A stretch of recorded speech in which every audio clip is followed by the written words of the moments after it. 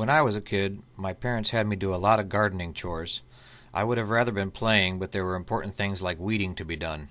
My grandparents also kept an even larger garden that I had to help out a lot with. At that time, I didn't find gardening much fun, but now I'm grateful I had learned how to grow my own food. It makes me realize the importance of getting kids involved in doing healthy activities.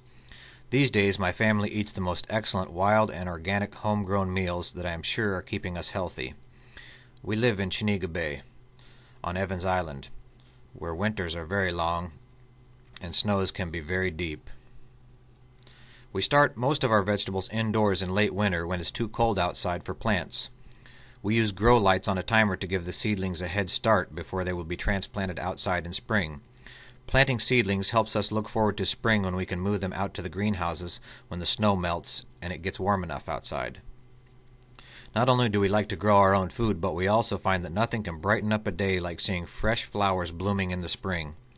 Most flowers bloom year after year in the spring after you plant bulbs. Daffodils are hardy and only have to be planted once. As long as flower bulbs are planted deep enough to be protected from freezing, they will grow back year after year. There are many dependable varieties of spring flowers that grow well in Alaska. We find it easy to grow tulips, crocus, daffodils, and narcissus. They come in many colorful varieties. We also grow some annual flowers from seed every spring. Those flowers are things like poppies, pansies, and bachelor buttons.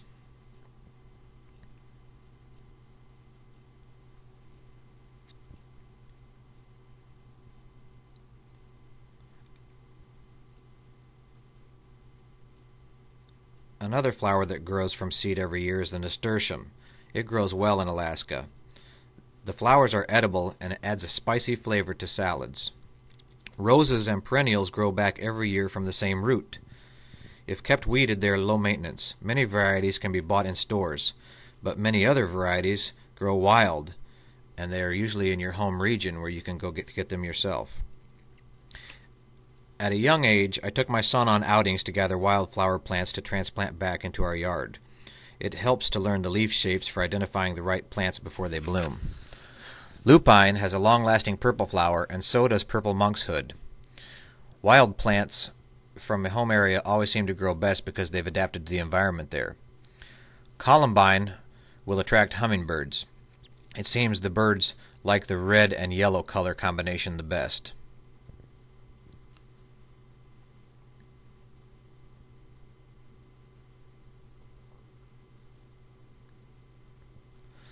Blue flag iris prefers wetter soils that are very acidic. Some flowers like fireweed and also dandelions will grow if you gather up the seeds and spread them to where you want them to grow.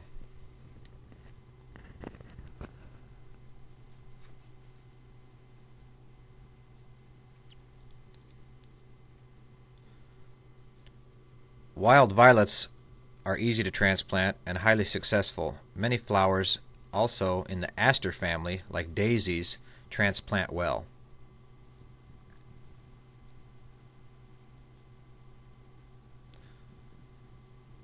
So do wild geraniums.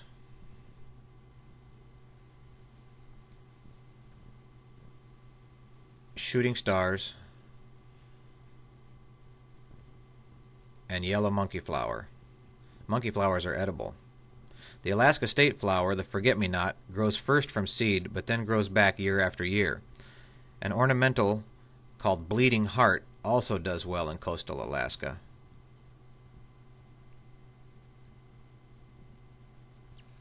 And now to the more nutritious things that you can grow and eat. Potatoes are one of the most easiest things to grow successfully for food. Tubs and 5-gallon buckets work well if enough holes are drilled in the bottom so the soil stays well drained.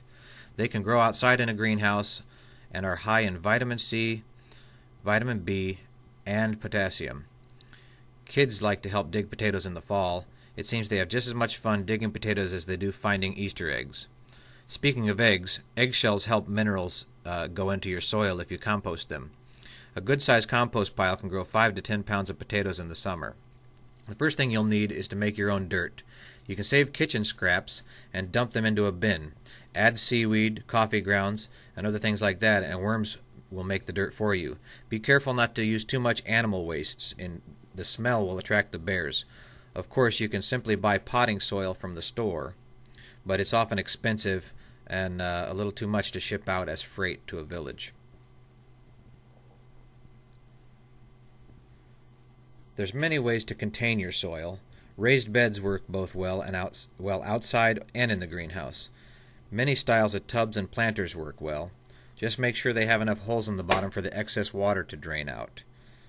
Hanging planters are another interesting container for soil, and they work well for strawberries and tomatoes, but only work well for tomatoes if the environment is hot enough. Old bathtubs work well for rhubarb outside, as do stacks of rocks for flowers and strawberries. Steep hillsides can also be terraced with boards or logs, and the terraces work well for strawberries and for flowers.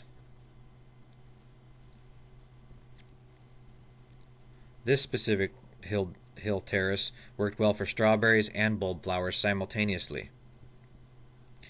Greenhouse plants never get rained on, so it's very important to keep them watered. Laying down a soaker hose before planting is helpful, or you could simply use a garden hose sprayer, or you could catch rainwater in buckets and use watering cans. Greenhouses can be constructed with 2x4s or logs and clear roofing. You can also use clear plastic sheeting. Many pests can ruin your gardening efforts if not controlled. Porcupines, for instance, come every summer to nibble off my strawberry plants, so I had to build a fence around this garden. This is what it looked like after it recovered. Slugs will eat holes in your cabbage leaves, and you can kill them with salt, or you can build a barrier of copper tape around your garden, or use some slug bait. Mice and voles can be a real pest on certain years, and they must be trapped if you don't want them to destroy your crops. You have to build a tall fence to keep out deer or moose, and they're generally nocturnal around people but can devastate a garden in one night.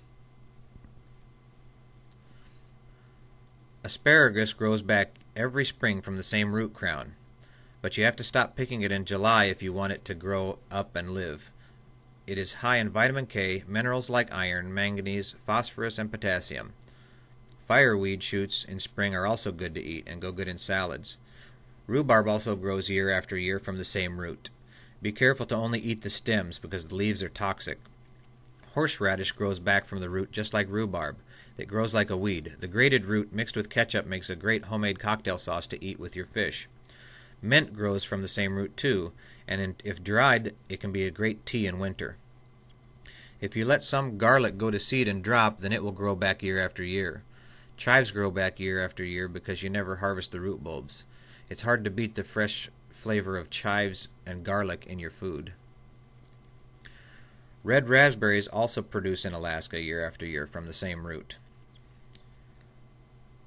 Homegrown sage can be dried and then mixed with other common kitchen spices and then combined with your own ground-up deer, moose, or goat burger to make excellent homemade breakfast sausage.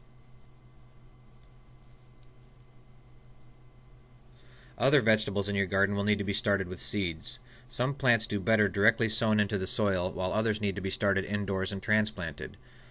It is beneficial to plant more than one variety of each type because conditions change from year to year. One summer might favor one variety over another, so it produces more. Then during a different year with warmer, colder, drier, or wetter conditions, that same variety might not do so well, and another one might perform better. Keeping a logbook of the variety types, the times of planting, and the environmental conditions can help you figure out which varieties grow best in your home region. Chances are there is a local gardening expert in your home region who you can consult with that will tell you what types work best. Another trick is growing the same varieties in different stages of age. This allows you to spread out your harvest timings throughout the season. Broccoli, planted weeks apart, is good for staggering your harvest timings. It's low in saturated fats, high in protein, and vitamin E's and vitamin B's. Picking the main broccoli head will allow the plant to send out side shoots that are smaller heads that you can continue to harvest from the same plant. Celery grows best in wet soils and can be brought indoors in winter where the stalks can be readily available for food. If any stalks still remain, then you can simply transplant it back outside in the spring. Spinach grows best in wet soils and remarkably, will germinate in cold temperatures. It's high in iron, calcium, antioxidants, and is proven to prevent cancer. My favorite varieties are Red Orich, Melody, and New Zealand. Excess spinach can easily be blanched and then frozen into Ziploc bags and put in the freezer to eat in the winter. We get our first spinach salads in late May, and we put up over a dozen bags of spinach into the freezer in early July. It's hard to beat fresh spinach salads and radishes in the summer, though.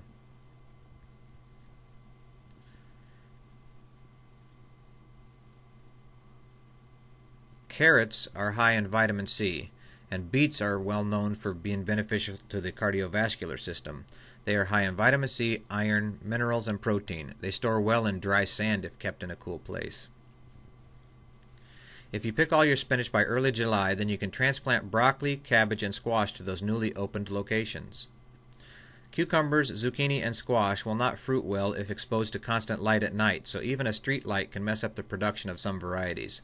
They are high in vitamins A and E, and in protein. When grilled with king salmon, they stop the king salmon from getting overcooked.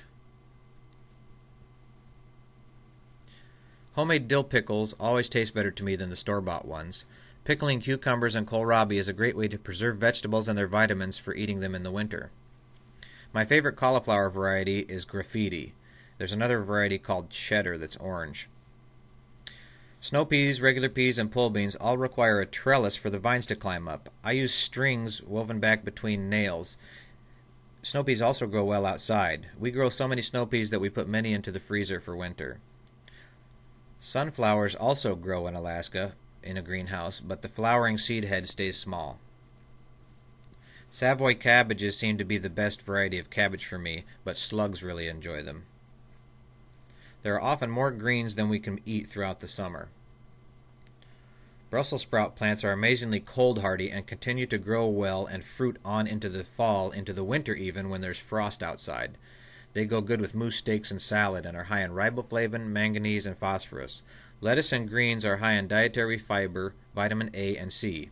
If you plant a second crop of lettuce seeds in the greenhouse in August, you can enjoy fresh salads into the first weeks of November. This salad was picked on November 9th as the last salad of the year from our greenhouse. When winter comes again and greenhouses get buried, and in late winter months like January and February, the snow peas, spinach, carrots, onions, and broccoli that we put away last summer sure taste good in a stir-fry.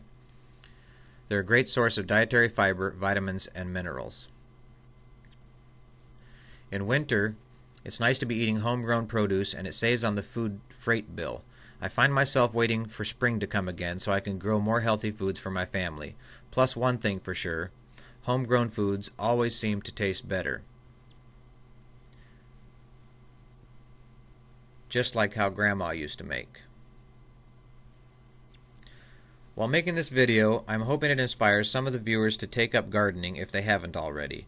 I'm certain homegrown foods are healthier for you. It is creepy to me what the industry today is putting into the foods we buy at the store. It becomes more and more apparent that the consumer is not protected from obtaining foods that cause health complications. Americans don't eat enough dietary fiber that is found in vegetables.